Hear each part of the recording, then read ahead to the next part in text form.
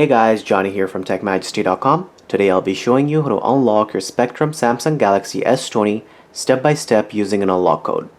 Now I'm going to show you this on the Samsung S20, but this method will work on the Samsung S20 Plus, Samsung S20 Ultra, and all other Spectrum Samsung phones as well. We can unlock your phone regardless of any outstanding balances, financing, contracts, blacklist status, etc. The unlock will not affect your warranty, it will increase the resale value of your phone, and you'll be able to use the phone with any GSM carrier of your choice. All you need in order to unlock the phone is an unlock code and a non-allowed SIM card, which is basically a SIM that's not from your original carrier. So let's begin. The first thing we will need is the 15-digit IMEI number, which you can get by going to the dialer of the phone and dialing *#06#. This will give you the 15-digit IMEI. So now that we have the IMEI number of the phone, we will go on the computer and open the internet browser to go to TechMajesty.com. Once we are on this website, we will place an order to unlock our Samsung phone. We will choose the Samsung Galaxy S20 since that's the phone we're unlocking today. Then, for the carrier option, you will choose the carrier your phone is locked to. After that, you will go ahead and enter the 15-digit IMEI number that we got in the beginning of the video.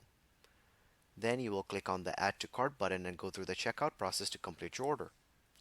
Once you complete the checkout, you'll receive the unlock code within the stated time frame. The email will look like this and say Order Enclosed.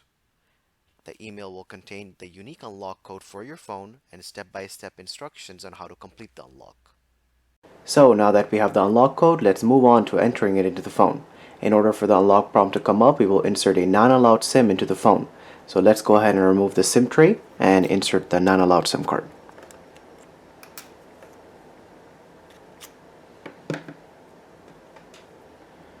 I will be inserting a T-Mobile SIM into the phone.